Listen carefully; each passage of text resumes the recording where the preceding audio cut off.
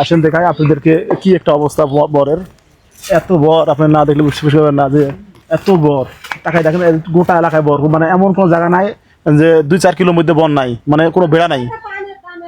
আর এই জন্য পানের এই অবস্থা। আর মানুষ করছে যে পান লওয়া লোক না, পান লওয়া না, আর পান খাবি কেটে এত পান, এটা তো ধান না যে আসলে ধানের মতো খাবি পান। আসলে ভিডিওটি শেষ পর্যন্ত যাচ্ছি কি অবস্থা, আসলে গোটা এলাকা কত বর আছে এখানে। এই যে পান ঝুঁজে ফেলা দিচ্ছে দেখেন কীভাবে, প্রচণ্ড বর। রশিদের বাকি রশিদের, হ্যাঁ রশিদ ভাই এই কোন পার্ক ওরা?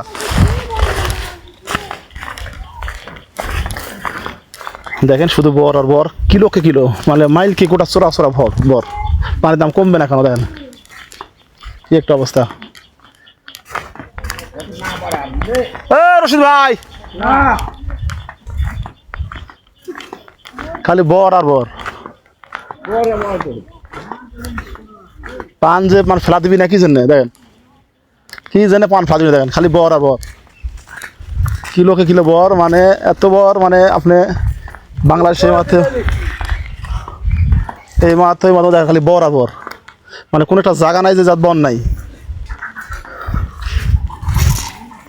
রশিদ ভাই পান নিয়ে ভাঙছে আর ফেলা দিচ্ছে, মানে এই নিয়ে সাফ করে আবার বাইন্দে দেবে, এই জন্যে মানে গায়ের টাকা বান্দার টাকা সব গায়ে লাগছে। কি একটা অবস্থা আসলে বাস্তবে না এলে, আর যারা বড় রাস্তা থেকে আইলে তার কান্দন দেখলে আপনি বিশেষ করবেন না, আসলে বাস্তব কী অবস্থা।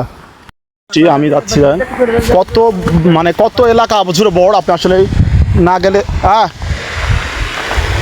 কত এলাকা জুড়ে বড়, আসলে না দেখলে বুঝতে পারবেন না যে আসলে কত দূর আমি হাঁটতেছি।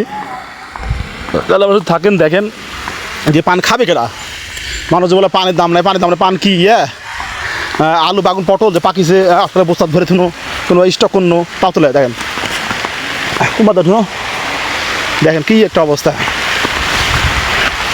আমি ভিজে গেছি, আমি ভিজাচ্ছি, বৃষ্টি হচ্ছে প্রচুর বৃষ্টি।